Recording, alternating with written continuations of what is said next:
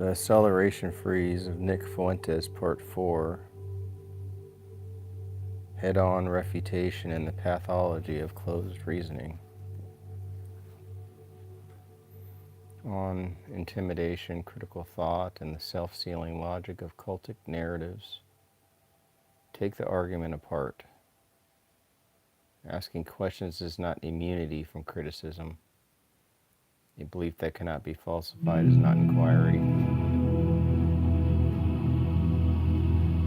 For prolonged periods, public actors avoid direct refutation, not because counter-arguments are unvaluable, but because confrontation is costly.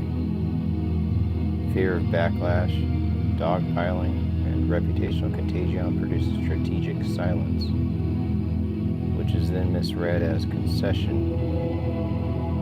Avoidance sustains the very narrative it seeks to outlast. When intimidation becomes ambient, the absence of rebuttal is weaponized. Claims harden into common sense by default, not by merit. The long the delay, the higher the perceived legitimacy of claim.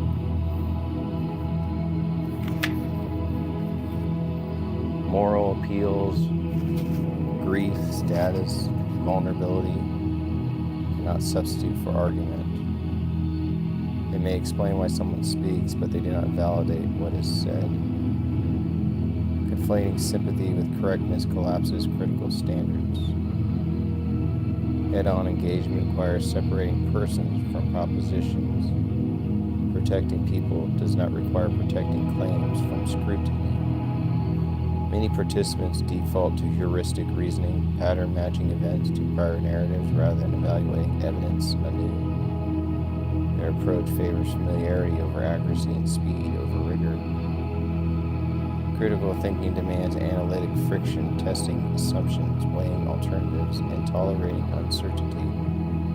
Where this capacity is weak, narrative becomes immune to correction. Closed systems reduce the world to two options: agreement or betrayal. Disagreement is reframed as allegiance to an enemy, eliminating the middle ground of independent judgment. I'm reading The Acceleration Freeze of Nick Fuentes. Right now we're reading The False Binary. Such binaries are efficient for mobilization, but destructive for truth. They convert critique into treason, evidence into propaganda. Self-sealing logic absorbs all outcomes as confirmation. If a claim is supported, it proves itself. If it is disproved, the disproof is reclassified as evidence of suppression. In this loop, error strengthens belief. Correction becomes persecution, and skepticism becomes complicity. A theory that explains both success and failure without revision explains nothing.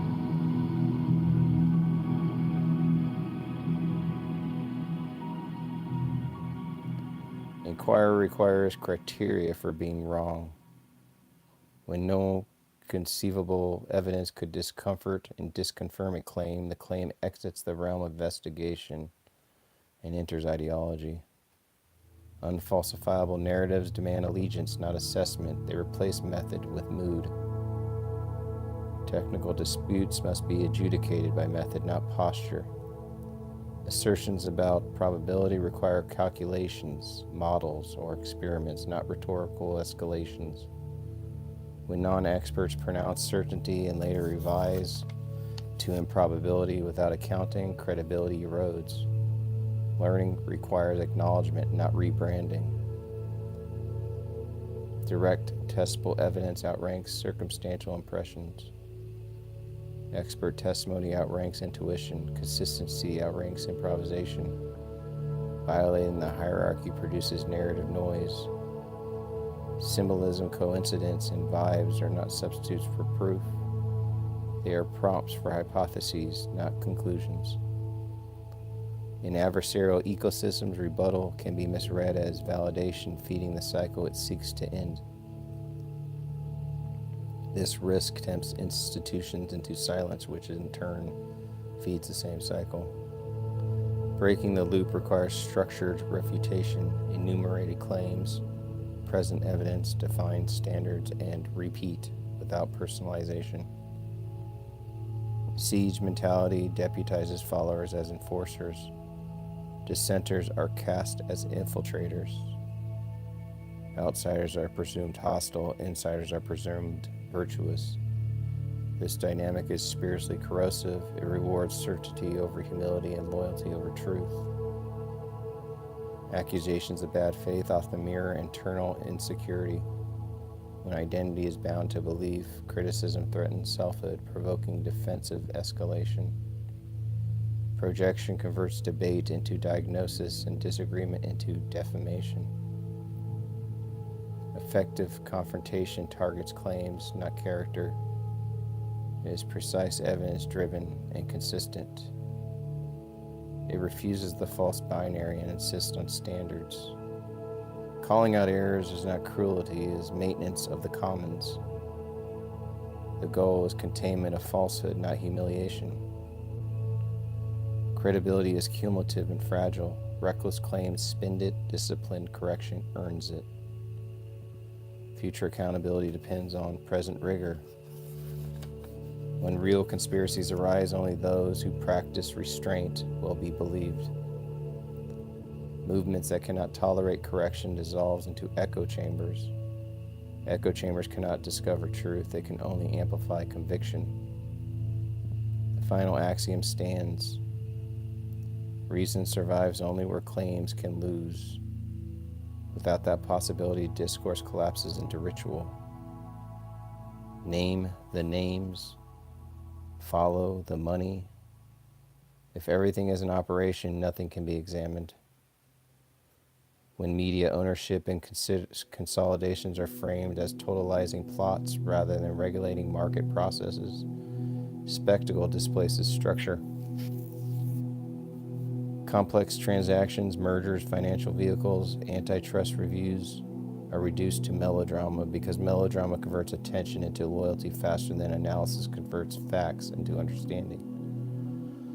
The more opaque the corporate machinery, the more tempting it becomes to narrate power as personal, unified, and intentional. This temptation does not clarify capitalism, it mythologizes it. Attributing systemic outcomes to monolithic identities substitutes anthropology for economics. It replaces institutional explanation with essentialist shorthand, which feels decisive but explains nothing. Identity substitution is rhetorically efficient. It collapses dispersed incentives, legal constraints, and market dynamics into a single agent that can be praised, blamed, or hated without remainder. Media power is real, but it is fragmented, competitive, and constrained by regulations, capital costs, audience behavior, and platform architectures. Treating it as a singular and omnipotent, ignore how often media actors fail, misjudge audiences, or are disciplined by markets. A critique that cannot distinguish ownership, editorial control, distribution, and audience capture is not a critique of media. It is a performance about media.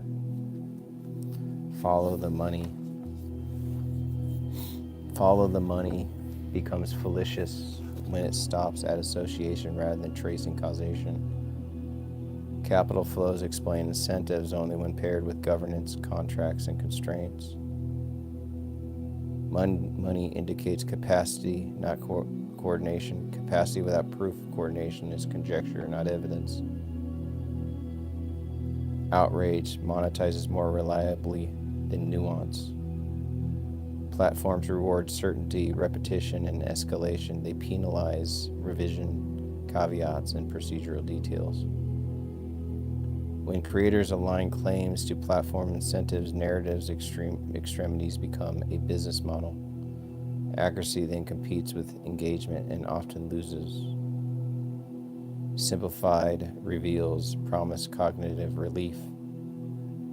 The world becomes legible through a single key. Such pedagogy produces conviction without competence. Teaching that complexity is deception trains audiences to distrust expertise while over-trusting the narrator. personalizing systemic critique around a charismatic narrator converts analysis into loyalty. Disagreement becomes betrayal, correction becomes censorship. Heroic self-positioning crowds out verification. The story must continue because the role must be maintained. Antagonistic frames, us versus a unified them, reduces error correction. They pre-commit conclusions and backfill reasons. Such frames immunize claims against refutation. Counter-evidence is reclassified as proof of the plot. Media consolidation is constrained by antitrust laws, regulatory approval, debt markets, and shareholder risks. These fictions matter more than insinuate omnipotence. Ignoring regulatory process does not expose hidden power, it obscures visible constraints. Ownership does not equal omniscience, editorial command. Newsrooms operate through layers of management, professional norms, advertiser risk, and audience metrics. Claims of instantaneous ideological capture requires evidence of policy changes, staffing directives, and content shifts, not inference from ownership alone. Conflating critique of states, firms, and ideologies with claims about entire peoples collapse distinction that analysis depends upon. Precision is not politeness, it is method. Where conflation reigns, accountability dissolves. Extraordinary coordination claims demand counter contemporaneous documents, corroborated testimonies, or replicable patterns across independent outlets. Narratives built on vibes, coincidence, or selective anecdotes are unfalsifiable by design. Endless teasers, the final practice, the next reveal. Sustain engagement by deferring closure. Closure would end the revenue stream. When the promise of revelation becomes perpetual, the investigation has become content. Indiscriminate conspiracy rhetoric degrades the credibility of legitimate media criticism. It arms defenders of consolidation with the easiest rebuttal, dismissal. Precision is the ally of reform, excess is its enemy. A rigorous critique of media power analyzes ownership structures, financing terms, regulating pathways and editorial governance, audience economics, and measurable content changes. It names institutions, documents, mechanisms, tests claims against counterexamples, and revises when wrong. All right, that's the end of part 4. The accelerated freeze of Nick Fuentes. I'll see you guys later.